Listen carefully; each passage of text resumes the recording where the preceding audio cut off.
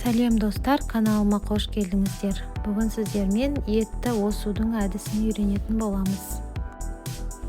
Етті осу дегеніміз бұл осындай қалың еттердің арасын ашып тұздауға дайындаймыз. Кейбір жерлерде кептіріп жатады, соған ыңғайлы болу үшін осындай қалың бұлшық еттерін арасына тұз сіңу үшін кесіп тұздаймыз арасын. Мынандай сүйектерді олай майдалаудың қажеті жоқ, еттерді тек қана қалың еттердің арасын осылай ашамыз. Еттің жанындағы осындай сүйектерді сорпа суға, майда сондайға алып қоямыз. Қалың еттерді осылай шетінен кесіп тұздауға дайындаймыз. Видеода көрсетілгендей жасасаңыздар болады. Осылай бір келкі әдемі болып шығады. Артық жалбырап тұрған еттерін мен бөлек алып қоямын. Қуырдаққа немесе басқа да ас тағамдарға қосып жеуге болады. Осындай артық еттерін кесіп аламыз.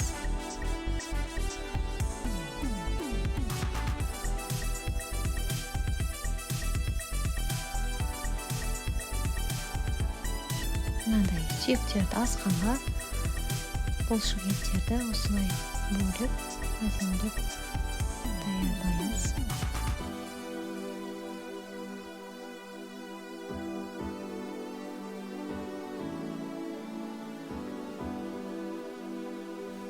Етті арасын ашқан кезде бір келкі болып түсу керек.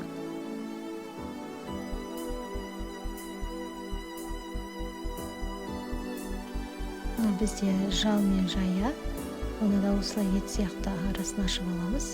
Ет асқан кезде қосып жібереміз. Майы шығып әдемі болады. Мынандай бүтін сүйектерді бөлек қоямыз. Олардың етін қатты осудың қажеті жоқ, өйткені жұқа болып түседі сүйектің қасындағы еттер. Сүйектерін аса қатты сылып алмаймыз. Тек қана сорпа суға арналған, қонаққа аспайтын сүйектерді ғана осылай бөліп аламыз. Мына бұлшық ет осылай шетінен осып кете береміз айналдырып. Сол кезде бір келкі әдемі болып шығады. Тұзды жақсы сіңеді, жайғанға да ыңғайлы.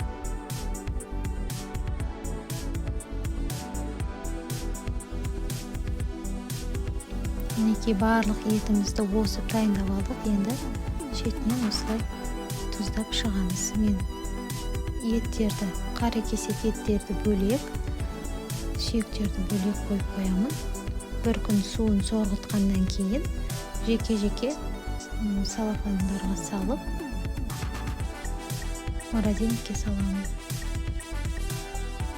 Кей кездері далаға кептіреміз, сүрлейміз, бірақ сүрлегеннен көрі осындай свежий болып тұрған еттер дәмді әрі асқан кезде жұмсақ болып піседі.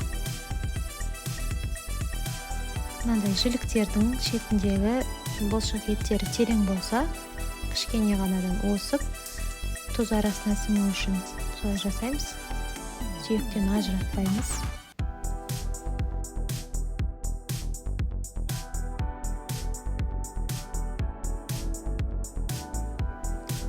Барлық майда ірі жіліктерді, омыртқаларды барлығын осылай тұздап аламын. Менің каналым сіздерге қызық болса, подписаться нүктесін басып, қоңыраушаның белгісін басып, лайк, комментариймен қолдап кетіңіздер.